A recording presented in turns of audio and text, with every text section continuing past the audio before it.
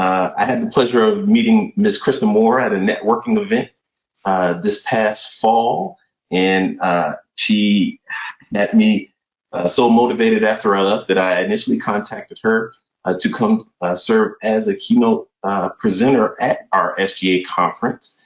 Unfortunately, as you know, we had to reschedule or cancel that, and so I definitely still wanted to make sure that our students were able to hear the same message that I heard, and I think they will enjoy it. And so I'll just read a little bit about Ms. Moore from her bio. Ms. Krista Moore is a highly recognized and inspirational speaker and results-oriented leadership coach. Ms. Moore combines her real-life business experiences, certified business coaching, and motivational style to help others achieve outstanding success in their lives and their careers. She founded her company in 2003 to inspire others to reach their full potential. Today, she continues to do so by helping others through her book, Race to Amazing, Your Fast Track to Sales Leadership, and by hosting the Krista Moore Talk Show and sharing her motivational stories around the world. Today, you'll hear one of her signature leadership topics, which is shipbuilding, which she shared in 2006 in the book Roadmap to Success, which she co-authored with Stephen Covey and Ken Blanchard. The topic is also featured in her new book, Race to Amazing, and is delivered as a motivational keynote and workshop. And so I'm excited for you all to hear her words. And Ms. Moore, if you are there, I'm giving you presentation rights, and then I'm going to jump off screen. Hi, everyone. This is Krista Moore, and I'm thrilled to be invited to this virtual conference. I actually am in my work studio, so it works fine. I have someone here helping me, but she's at a safe distance, and I'm just thrilled to be a part of your day. Now, it was about 2003, 18 years ago, and I was driving into the office, and I just wasn't feeling right. I was a little sick in my stomach, and it was like a pit. It just, something was off. And then I was thinking about not even wanting to go to work that day. See, my relationship with my boss was bad. I mean, I thought he was kind of a jerk. My relationship with my husband was on the rocks. And when I say on the rocks, it was just, I was traveling 70 hours a week. And I was like just constantly on the road away from my family. I had two girls, 9-year-old and 11-year-old, and I wasn't there for them after school. I mean, my life was kind of a mess. But I remember driving in that day thinking something has to change. And actually, my boss picked the wrong day to tell me to shut up and sit down. And when he said that, I left. And I never went back. And I remember getting in my car and like really being excited. I felt like I was free. I was free to be me. I just needed to figure out who I was. You know, and then I kind of doubled down, actually. About 3 weeks later, I left my husband after 19 years of marriage. So here I am, no job, no husband, miserable. And I'm realizing that these two important relationships, or seemingly important relationships, my boss and my husband, that I should have been building them and working on them. And I didn't. I just let them go. I ended them. And I shared this story with you today because, not that I want you to like be inspired to go quit your job or quit school or break up in a relationship. I'm here to share with you what I learned about the power of being intentional about building the partnerships and the relationships that really matter most to you. And I kind of wish that when I was your age, someone explained all this to me. Maybe I wouldn't have gone through some of the hardships that I did up to this point. So we're going to talk about building relationships and partnerships. And when I think about that, the timing's perfect. Life's too short. I mean, think about what's going on in the world right now. We're all adjusting to this new normal, and it's scary, and it can cause a lot of anxiety. They're telling us to social distance, and that doesn't mean distance your relationships. I wish they would call it physical distancing, so you're physically not beside each other, but you can still socialize. And I heard some different ideas and things that you're doing to make sure that you're staying connected to your fellow students and to the faculty. But it's a tough time right now. So that's why I wanted you to go ahead and write down in your handout, there's kind of a question there. I want you to be thinking about what are the two most important relationships for your happiness and for your success. Think about your college leadership, your college experience, and then think about yourself personally as well. And that's really not an easy question to ask yourself or to really answer. When I think about, who would I write down, I naturally go to, well, I'd probably write down my parents. But quite honestly, when I was in college and your age, I didn't hardly talk to my parents. I didn't really have a relationship. I grew up in a small coal mining town in western Pennsylvania, and my parents owned this tavern and bar, and we lived above it. But they were so busy in their work and running this business that I felt like they didn't care so much. When it came time for college, they said, I think you should go to Clarion University because your cousin went there. And I think you should major in special education because your cousin majored in that. And that was kind of the direction that I had. All I knew is they wanted me to go to college, and I went. But I didn't know what I wanted to be when I grew up. I was just kind of glad to get out of there. Now, I remember them dropping me off at the dorm and left. I mean, I'm standing there with all of my stuff, and I'm carrying it up myself. So that was like day one of my freshman year. So I don't know if I would have put down my parents, even though I should have. I should have worked on that relationship. Now, I love my parents. They're great people. They just didn't know how to parent maybe at the time. Things are different now, I think, in society and certainly with my kids. But then I also think, what would be another personal relationship? And I want to share with you what happened to me. So when I first started my business, after I had to left my husband, quit my job, I needed to build my own business, and I decided to have a leadership development company where I could be focused on leaders like my boss and helping them with their relationships and communicating better and having a coaching style of leadership. So I started doing that. And then I also had time to be with my girls. I mean, they were at an age when they really needed me, so I changed my relationships to be a better mom. Now, I have to say that, when I started my business, I have to tell you that one of the biggest lessons I learned about relationships is that you can't burn bridges. Because I'm starting my own company, and I had to reach out to people that I had relationships with a long time ago for them to support me in my new endeavor.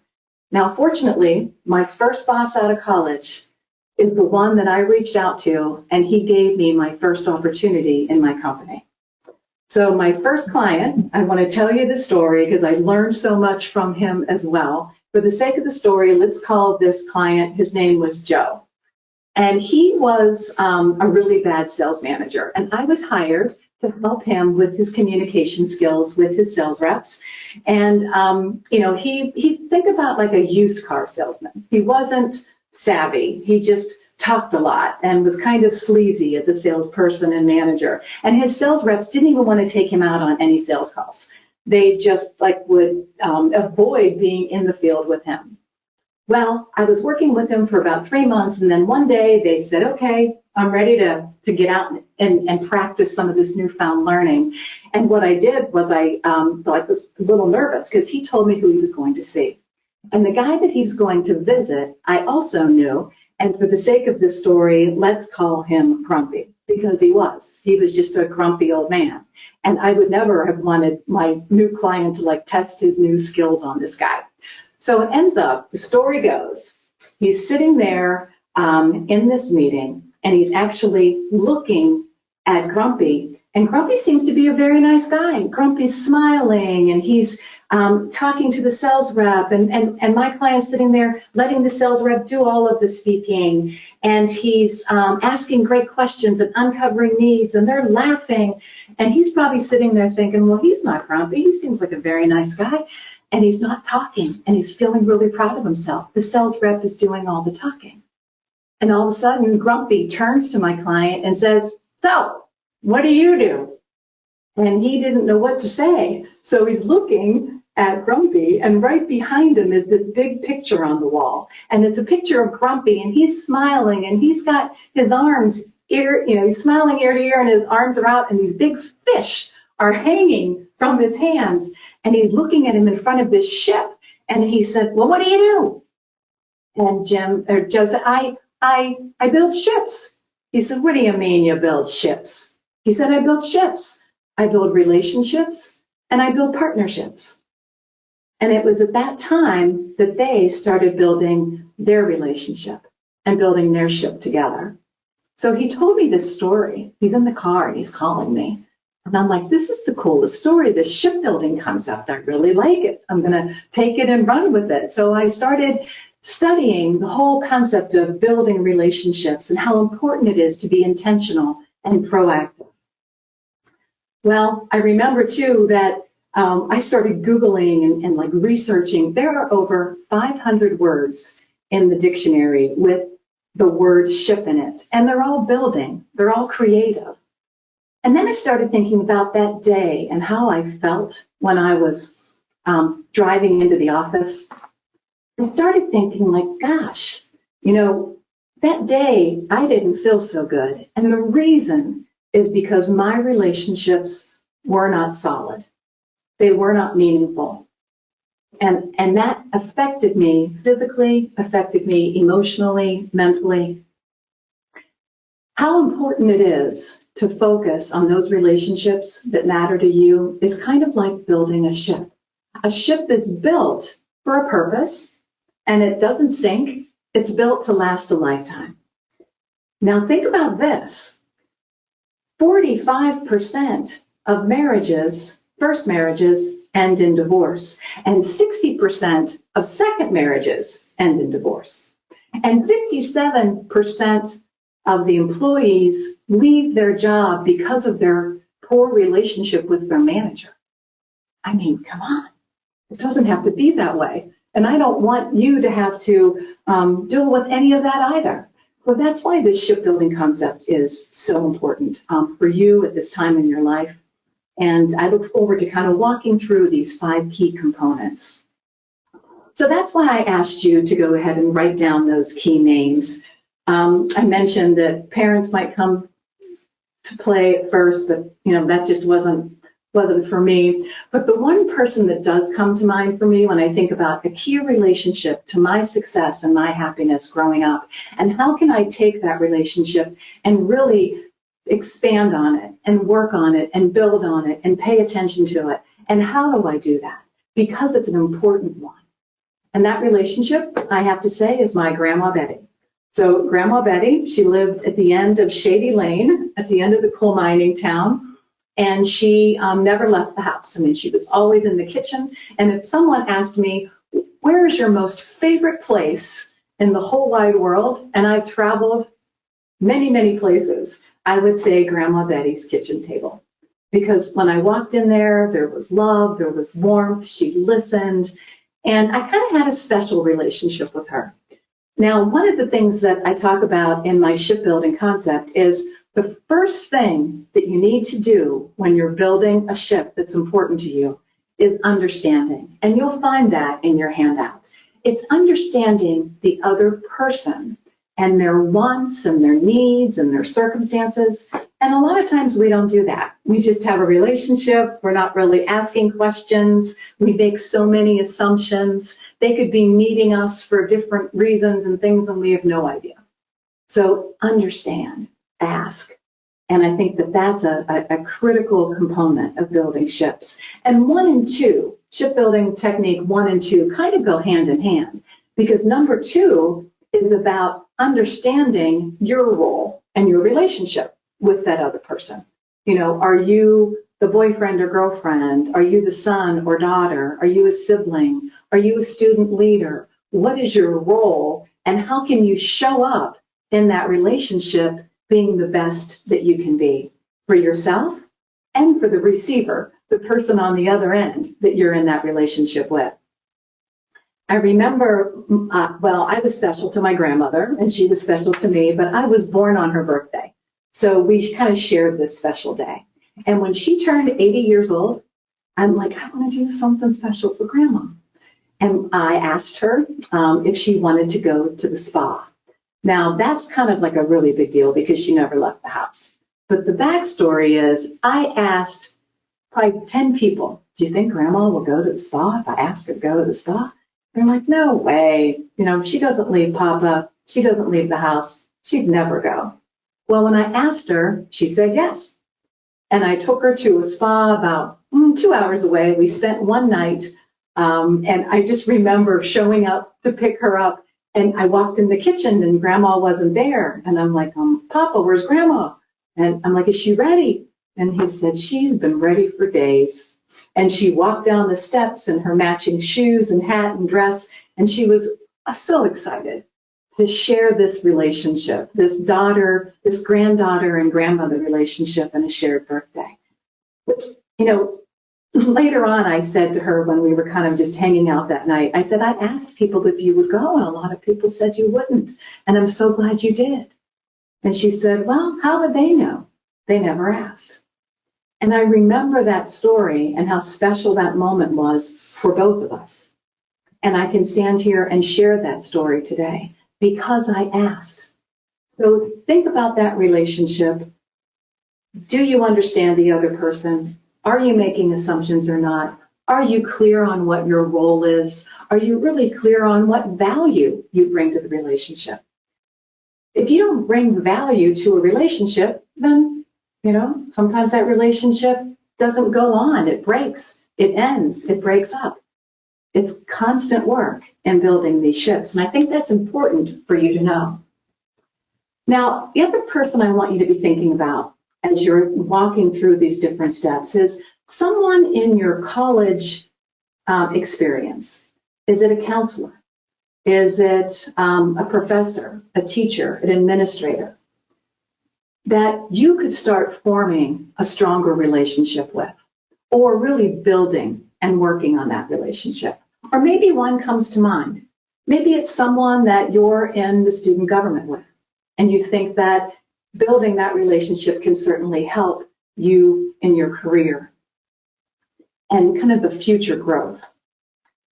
I had this one professor my freshman year that I started a relationship with that actually changed the whole direction of my life.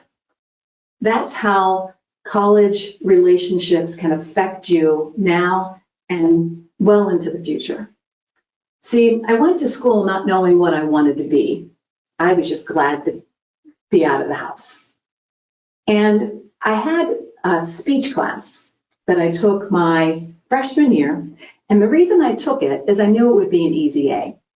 I actually competed in high school in speech and debate, and I won the Pennsylvania State Championship, first place for persuasive speech. I remember walking home with my trophy, and my parents didn't even realize I competed that day.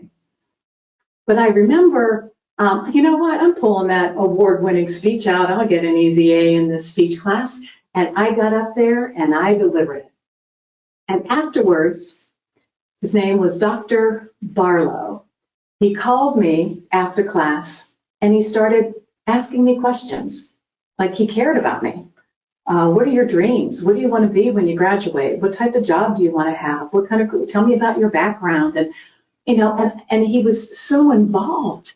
And I never had anybody do that for me. He was like a mentor. And he said to me, if you change your major, I will mentor you for the next 4 years. And he did. And I had a wonderful college education and experience. I was a DJ for the local rock station, Magic 96. I read the morning news for the college station. I had a television talk show where I was a co-host. I had dreams of being the next Barbara Walters or, having my own talk show someday. That's the influence that one relationship had on me. And the reason that I share that is you can be that person, or there is someone else out there like that for you, but you have to seek them out. Understand ask those questions, understand your role. Now, there's another component that I think that's so important. We can't make these assumptions. And you need to be the person and the mentor that you want from somebody else, especially being in a leadership position like yourself. Now, there's a third component. It's called reciprocity. Now, reciprocity is kind of a weird word, and some of you might not even be familiar with it. Think about give and take. Think about givers and takers. If you're in a relationship, there needs to be give and take. It's two-sided, not just one-sided, right? So my grandmother always used to say, Christy, there's givers and takers in this world. You're either one or the other. And I would go through life like looking at people, he's a giver, she's a taker, giver, taker. I mean, it was kind of a distorted way to look at people. And I swear, one of my daughters is a giver and the other one's a taker. So they're out there, and it's not so much like which one are you, but being aware in a relationship, if you're giving it all you got, you're taking all these techniques into play to build it, and you're not getting anything back, then maybe that isn't the relationship for you. And I think that that's something to really be aware of. There has to be that reciprocity. It is a two-way street. I also like to think of it as kind of putting in a deposit before you can take a withdrawal. A real life situation. When I got remarried, all of a sudden there's a man in the house. And I was single for a lot of years, taking care of my girls, and now I'm blending a family. This is a real relationship. It's not going away. But if any of you have experienced the pain of blended families, you know exactly what I'm talking about. And one of the things that was really difficult was kind of breaking down those barriers. And I remember talking to my husband about this because my daughters were kind of resisting him.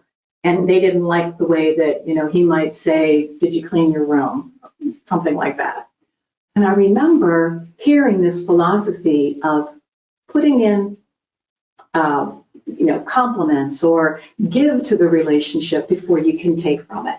So he tried something new. And what he would do is intentionally saying, oh, you look really nice today. Or, hey, how'd you do on your test? I mean, asking questions, showing that you care, giving, working on that relationship. And then when it came time to say, hey, by the way, did you get a chance to clean your room?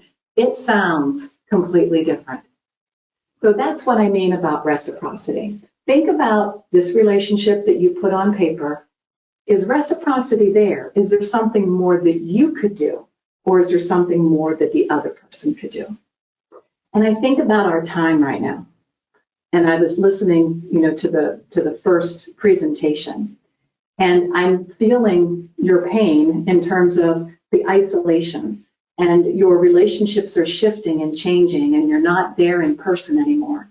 That's why it's so important to not sit back and wait for somebody to text you or wonder why they didn't return your call.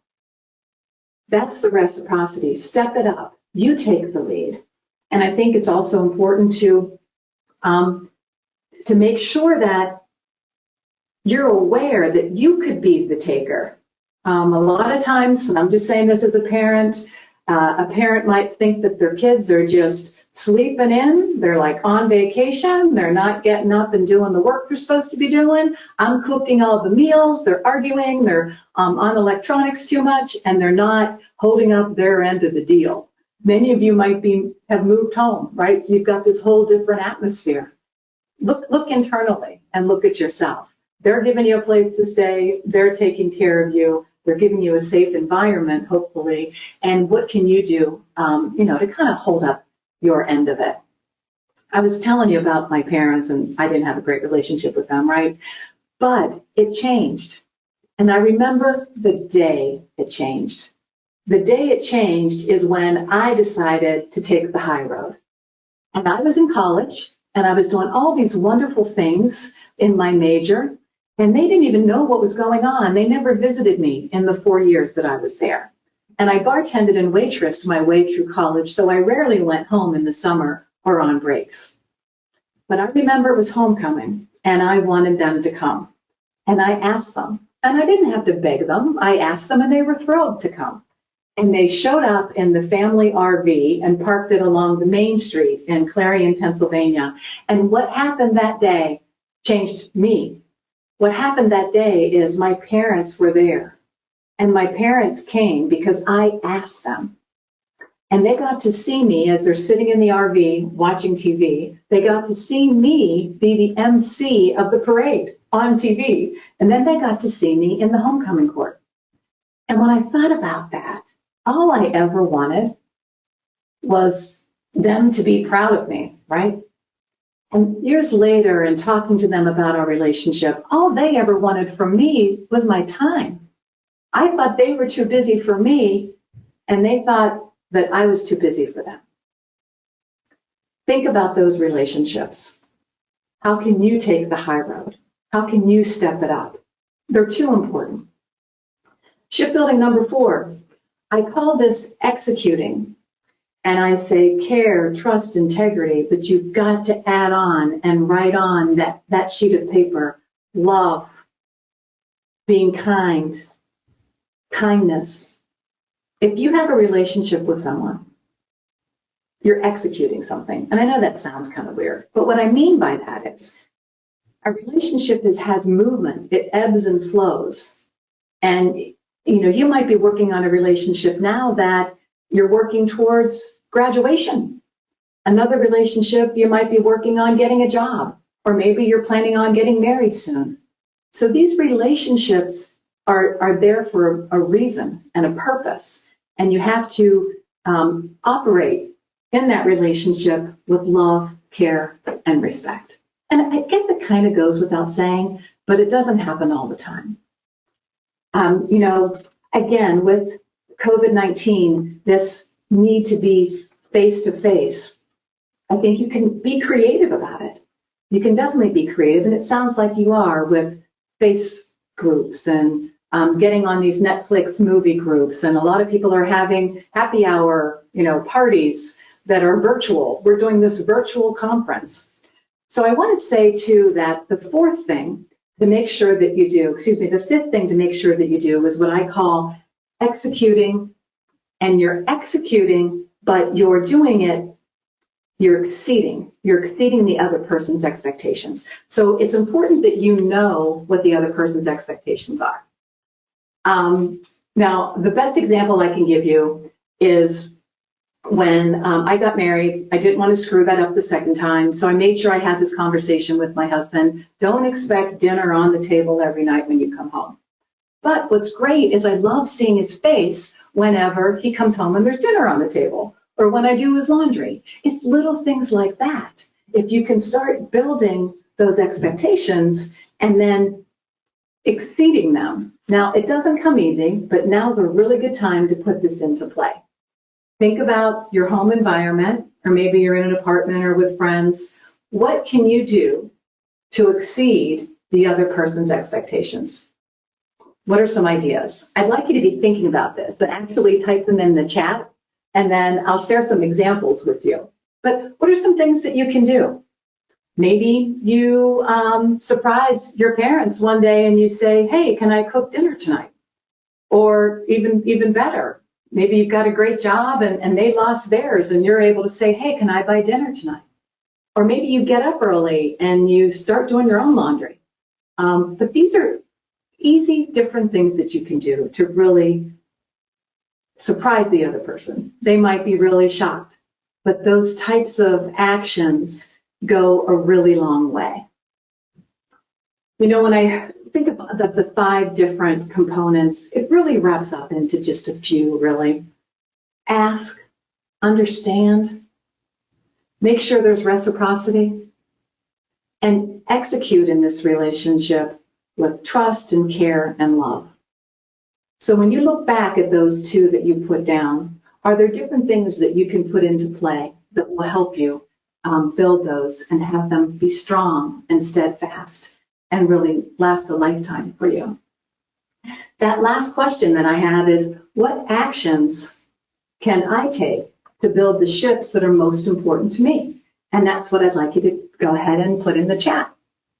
I'll give you a few minutes. What are some things that you can do? What actions can you put into place today to start being a shipbuilder, to start focusing on those relationships and partnerships that really mean the most to you? Now, in preparation for this, I asked a few college students, and because I wanted to get, their take on it. So I'm going to read some of these with some great stuff coming in. Volunteering to help my mother and do yard work.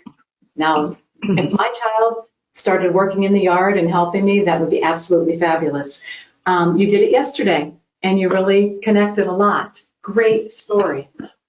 So you're kind of out of your normal environment, and you probably are talking and having conversations you normally wouldn't have. And your mother really, really appreciated that. So you're kind of depositing into that relationship. Another one that came up is call your parents more often. And maybe you don't talk to them as much as you should. And here's a recommendation. You're right, call them. We love the texts. We love to know where you are. We love to know that you're safe and that you're doing well. But we'd really love to hear your voice. So please call your parents, talk to them, and don't just talk about you. Ask them how they're doing. How are they feeling? What's going on in their world? That's the asking part. That's the building. Helping your parents do the dishes and do laundry for them. Those are absolutely things that you can do. And when we talk about exceeding expectations, I love it because you're going to shock them. They're going to be like, oh my gosh, what happened to you? You're actually, being helpful. Since my husband is working at home, I cook my husband breakfast every day instead of just on Saturdays. He loves this. That's perfect. That's a great example. One little small effort on your part to, really be intentional and show your love and your respect for him is awesome. So that's a great example there. A couple of other things that I had heard from people. Call your grandparents. See how they're doing. Maybe you could sit a moment and journal, reflect on your role as a student leader. What does that mean to you? How can you, start doing some things differently and take that role seriously? Maybe you decide that, hey, I'm going to connect with everybody on LinkedIn that's in the student government and all those colleges that are a part of this organization and start building those connections and building those relationships. Maybe they'll come in handy someday when I need to get a job. I think it's great to have text groups, and I'm sure you have them. Now, I have them. I actually have a text group called Daytona Beach Girls, and these are my girlfriends from spring break in college. So when I talk about executing with love and integrity and trust and love, that's why I still am friends with those ladies, because we gave as much as they gave us. My best friend I met at orientation, and she's one of the Daytona Beach girls, and we talk frequently, and I've been there for her, and she's been there for me because we worked on it. We built that. Sending thank you notes. Absolutely. Writing a thank you note. Could you imagine getting a thank? I mean, I know that when I get a thank you note from someone, it really makes a difference. Totally different than a text.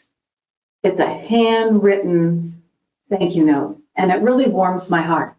Something that we all, can kind of get back to the traditional method of being thankful. So you guys came up with some great stuff, and I'm hoping that this handout also gets you thinking and you can start filling in the blanks a little bit. Now, the one thing that I want to leave you with is I want you to just think of yourself kind of like as a ship. Remember that ships are built for purpose and solid and meaningful. And sometimes I'll ask my clients, well, what type of ship are you? And, I'll think, oh, they're like the Titanic. They want a big ship. And it's all about how glorious they look. But they don't care about other people. There's not enough life preservers on the boat, right? Or maybe you feel like you're a tugboat. You're just pulling people along, and all the weight of the world is on your shoulders. Maybe you are like a speedboat. You're going through the lake 100 miles an hour, having fun, caring about yourself and a good time and not thinking about the person on the right or the left or stopping to smell the roses or to work on any relationships, but just yourself and your friends. You know, maybe you feel like you're in a canoe without a paddle. I don't know. What does your boat feel like today? And it's a fun exercise. We do workshops and we build boats around it. But I want you to envision for me what I think your boat can be. Your boat can be a paddleboard, just a paddleboard. And you're standing on that paddleboard and you're out in the middle of the ocean. And because you have worked intentionally and proactively on all those relationships that matter, you're solid and you're steadfast. And you're on that paddle boat, and the storms that come and the wind and the rain and the waves, nothing's going to knock you down. Because you've been very proactive, getting ahead of the game and making sure that you take care of those ships that matter most to you. Thank you. It was great spending some time with you today. Thank you, Ms. Moore, for those encouraging words, and I hope that for all the folks on the line, they continue to work on their relationships, especially as we are now in close and confined quarters. And, you know, I myself, I must confess, I feel like I need to call my mom right now. You know, that's that I need to work on. So I made a note to myself that I'll do that today when we have a moment. We'll take a few seconds here to ask any questions. Are there any questions for Ms. Moore before we transition to our next presenter? Yeah, and I just want to say, I mean, they came up with some really great ideas through the chat, so I appreciate that. And I'm glad you were going to call your mom. She's probably wondering why you have it. You know, a lot of times, a lot of the younger generation, too, they'll wait for a friend to call them instead of reaching out first. And hopefully that kind of shifted some mindset around that where, hey, I can take the lead on this. And I'm gonna work. I'm gonna be proactive and build it. So hopefully that happens more. All right. Well, I will see you later. Thanks for having me. Yes, ma'am. I do want to read one quote here. It says, "Thank you so much for your inspiration talk. Thank you so much for your inspiration for us today. Have a great one and stay safe." Thank you. Take care.